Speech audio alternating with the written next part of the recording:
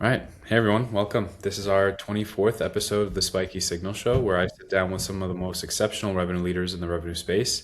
This podcast is meant for all of us to explore the biggest problems facing customer facing teams, sharing the real challenges of sales, what revenue leaders deal with every day, whether it's pipeline visibility to coaching, deal velocity, sharing stories and strategies. We do it all here. I'm your host, Waleed Sharani, Head of Revenue at Spiky.ai, and today I'm here with Laura Zwahlen, CRO at AdRoll, and today we're talking about CRO predictions for 2030. I've had a couple of people, we've kind of hit on this topic, like a minute or two on some of these episodes, but I'm glad that we can have this as a full episode now. But Laura, welcome. I'm so glad to have you here. Thanks, appreciate it. Excited. Yeah, likewise. Well, why don't you just give us a quick elevator pitch on who you are and what you do? Yeah, absolutely. So as you said, I am the CRO at AdRoll. Before that, I spent the majority of my career at a company called LiveRamp, and then before that, at a company called TrialPay that was acquired by Visa. And I think, unlike probably more traditional CROs, I tend to get really, really excited and geek out when it comes to operations. And now, more recently, with kind of the agentic workflows and AI, the role has changed a lot. So excited to kind of dive into predictions and how it's evolving. Yeah, likewise. Well, appreciate you being here with us. Why don't we just kind of like take it very high level and then see where it takes us? When you do picture the CRO in 2030, what does that look like? I guess like what does their calendar actually look like, right? Right now, the CRO's Yeah. calendar is at a they're in a bunch of strategic sessions, board meetings, and so do you think that's going to be a little bit more operational? Like, what does that look like to you?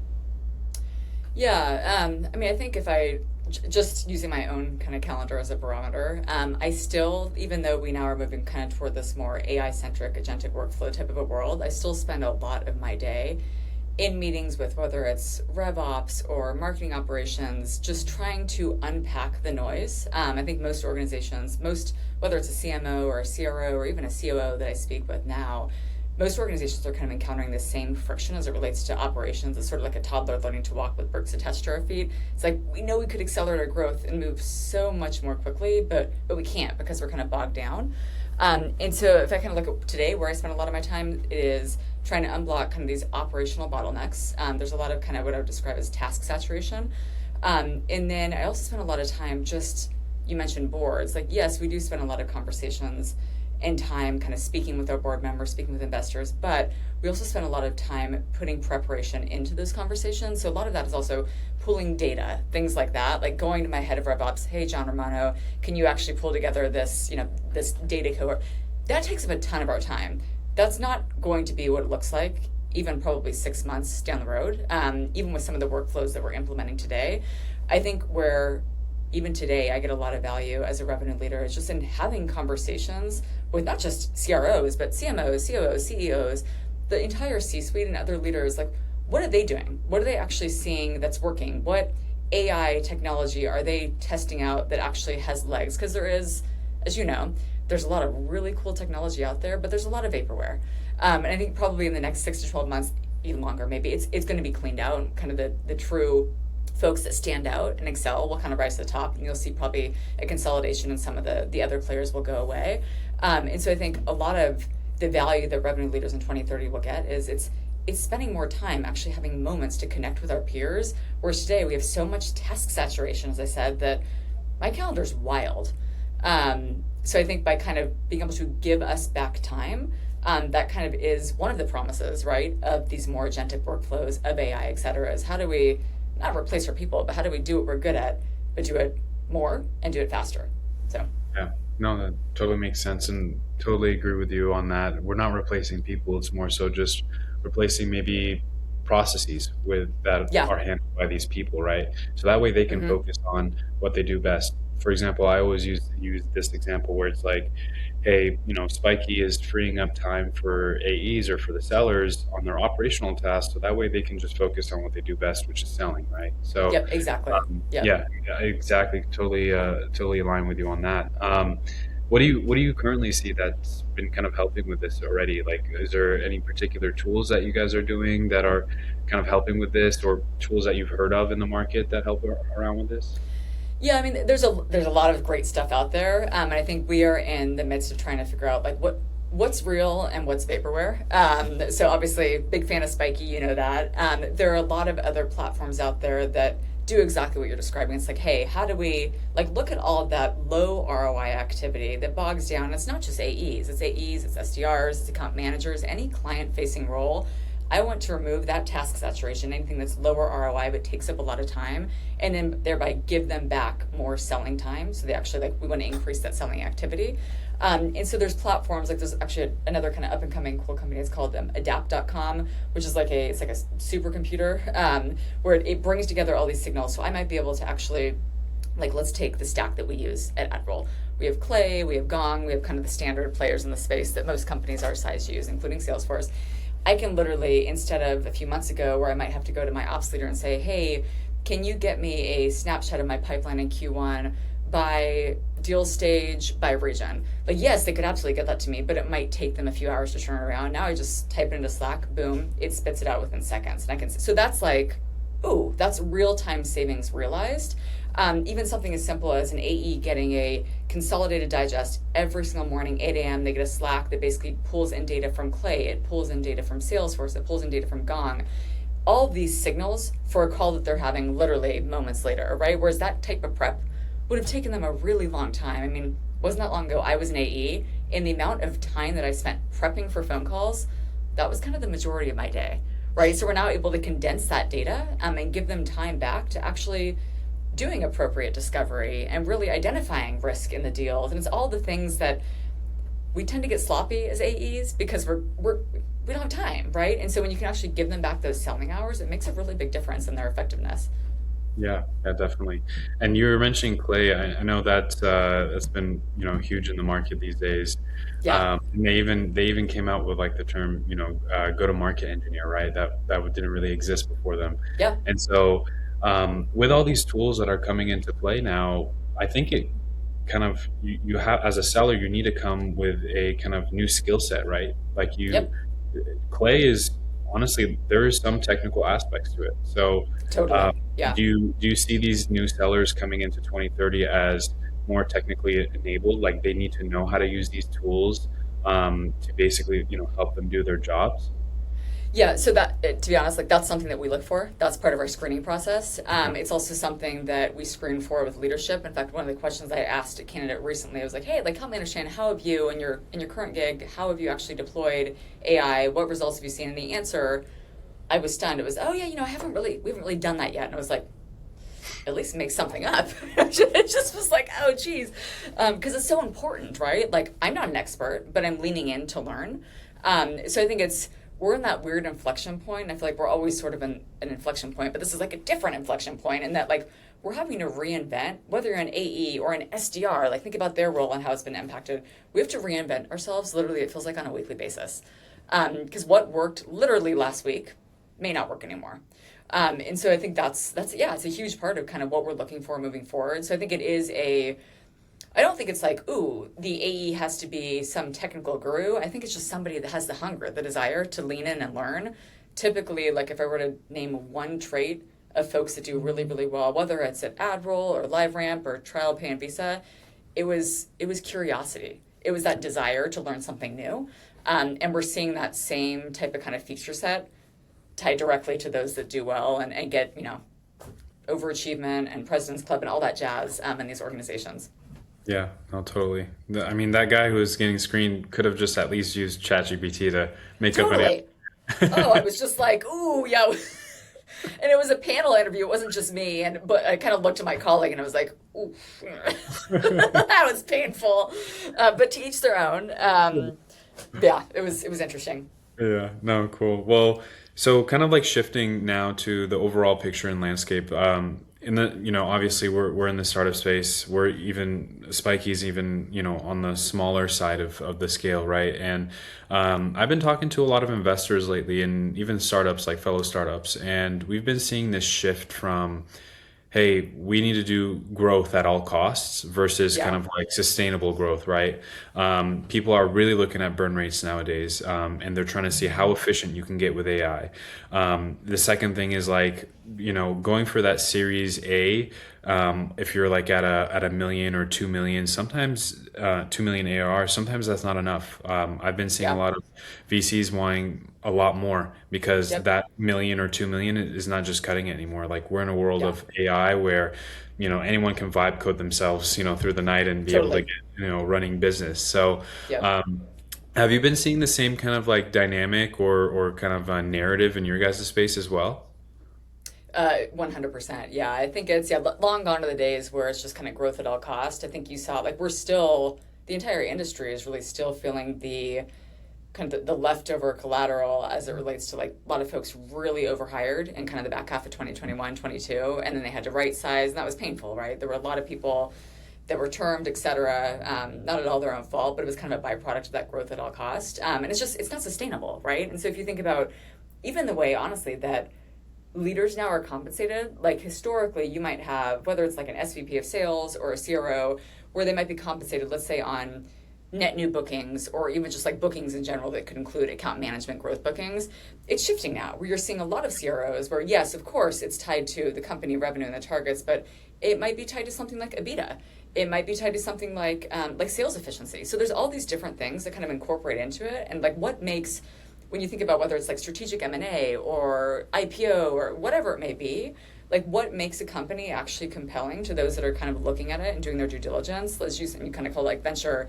Like they're looking at much more specific things than maybe they were looking at historically. Yeah, the growth at all, like that doesn't, it just doesn't scale.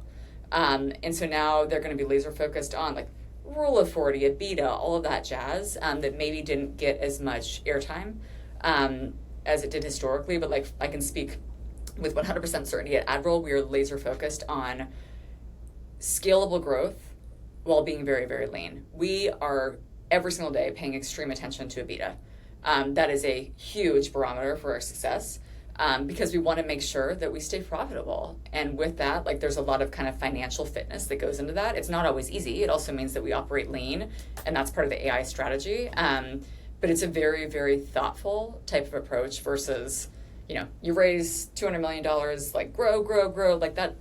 Sometimes that doesn't go so well for a lot of companies, right? We've seen them kind of sizzle out over the last few years. Yeah, definitely. And you touched on something around compensation. I think you talked about it from the CRO perspective on how that's Yeah. changing. What about for the sellers, like the AEs that are listening here? Is that changing as like some of these automations are evolving and rising? Yeah, it's a great question. I haven't seen the actual AE compensation change yet. I think in some organizations you might have what we call an AE role that might be a hybrid role where you have both a net new target, but you also might have a growth target. So let's say your book of business is both net new customers, but then also existing customers, where you're still selling into those existing customers, just somebody that already, like you already have a master in place with them, right? So in those situations, maybe you'll have an NDR type of a target as well, but typically you're going to see AEs that are actually tied to net new bookings. It just depends on how the organization is structured. Where I have seen some changes is actually in the post-sale organization. So in CSM and account management comp plans, a shift, depending on what the business is trying to do, but a shift to not just be on, let's say you're an account manager and kind of your marching orders are to go out and drive expansions. There has been a shift to really focus on like NDR, right? Like, yes, we do need to expand and we have to become more sticky, but that should also drive retention as well as CSM. So you're seeing that shift a little bit. And overall, holistically, there's this laser focus on, are we, from an EBITDA perspective, are we in a positive spot? Yeah. Yeah. Okay. Cool. I know we've been talking a little bit, a lot of it actually about like the AI aspects and all the automations and stuff. Is there any part in the revenue process that you feel like, hey, this should never be touched or should never be automated? We should not have an AI touching this. I've heard mixed feelings on a lot of these things, but I'd love to hear your take on that. Um, it's a great question. And are you, just to double click, are you referring to specifically like the entire, like from first touch, like that MQL coming in all the way through close and beyond? Yeah. Yeah. Yeah. Yeah. So I do not believe that AI can do as well in many of kind of the different phases that we go through. I've seen kind of these AI workflows that try to really chip away and be as effective in discovery. I've seen AI try to really properly identify risk in a deal. I have not seen that be nearly as effective as having a human being partner with AI. That doesn't mean like it just, but when you have the partnership, like the AI might catch something, but then so can the person. Like one of the questions, like it's probably the best question that I ever asked as an AE myself, and it made a lot of people uncomfortable, but I asked anyway. It's like, hey, John Doe on the other end of this, the deal that we're about ready to sign, like, do you see any risk on your side at all that we should talk about that would tell us that we cannot get this deal signed by the end of whatever February, right? Whatever month we're in. Like people, as AEs, we don't ask that question because we don't want to know the answer. That doesn't make the risk disappear into the ether. It just allows the prospect to be like, ooh, yeah, my CEO, he's going on PTO. Like maybe that is, like that's something that it just helps us be better sellers. So I think when you kind of overlay that with the AI or agentic workflows, I think you become a lot more powerful. I don't think that you can ever, like I'm on the receiving end right now of a lot of AI reach outs, whether it's like SDR. It's not great, to be honest. Like I don't want to work with robots. I want to work with people. Yes, people are complicated and they're messy, but there's a lot of joy in working with people. I don't think that's ever going to go away. So I think there are some parts of it where we had that, like we, as people, we had the need to have human connection. I don't think that's going away soon. At least I certainly hope not. If not, we're in for a very, very sad future, but I don't think that's going away. So I think there's always going to be elements where actually having that real person as a sounding board, being able to overlay empathy, et cetera, it's going to be very, very important. And an AE or an AM, whoever it may be, that genuinely wants to lean in and help that person on the receiving end solve a real pain point in their life, like having that level of empathy, it's really hard to replicate with AE or with AI, regardless of what pitch you're hearing. Like it just is, right? So I think it'll be interesting to see how it unfolds. But yeah, I think that's going to be a tough one. Yeah, no, I totally agree with you on that. I was speaking to someone else on an episode 2 weeks ago or so, and we're actually speaking about how important empathy is to within the revenue organization, not just internally but externally. Yeah. They told me a story that like they were closing out the year, it was December, and they needed to close on some deals, and they actually told their prospects or the customers they were courting that, hey, let's just take this to next year because we know you guys have some holidays coming up. We want to just be respectful of your time. And that actually won the deal for them and actually brought them in even more business from that particular aspect of empathy, right? And AI can't really understand that, right? So no, it doesn't get that, right? No, it doesn't. Yeah. Maybe in a world once AI starts selling to AI, then That's different. Yeah, that's a separate thing. But we're not there yet. Yeah, I mean, in empathy, I mean, it's so applicable with prospects. It's very applicable internally. The best leaders and AEs, everybody that I work with, are those that they're not afraid to show that and tap into that. And it really sets them apart from the rest. Yeah, totally. So one question, kind of like we'll wrap this up in a second, but if you could leave kind of one piece of advice for the CROs looking forward to 2030, what would it be for them to be like, that top CRO? Yeah, so I think I'm feeling this in my own role. I'm hearing this in kind of other conversations that I'm having with other revenue leaders. The role of a CRO, it's evolving, and it's evolving in a way that I kind of love. We are now expected to be not just folks that look at things through a revenue lens, but ones that we need to deeply understand operations. And that's where AI gets really, really interesting. So you're seeing a lot of organizations where that role has actually been consolidated. A lot of orgs now, in the spirit of efficiency, they don't have both a CRO and COO. Even if they do, the CRO is expected to be very, very operationally minded. So I think leaning into that is going to be really, really important. This is just not, it's not as simple as like, hitting revenue targets. It's like, okay, how do we unblock? What are the operational obstacles or roadblocks that we're running into? Again, the analogy of the toddler learning to walk with bricks attached to their feet, right? How do we go faster? And so that's one really, really big shift that I'm seeing with kind of other peers in the space. And then I think just the other one is just like, don't lose your focus. It kind of ties into the whole conversation. Don't lose your focus on your people. Like, yes, AI, but like, as a revenue leader, I want to work with people, and people are messy, and life is messy, and we all have these lives outside of what we do on a day-to-day basis. Like, lean into that, because you're going to stand out and you're going to shine because you genuinely care about your people. Those are the leaders that people would run through a brick wall for, and they will follow you from org to org to org. And that's honestly, like, that's why I've ended up at every organization I've ended up at, is because I either knew somebody or I was following somebody that deeply inspired me like that.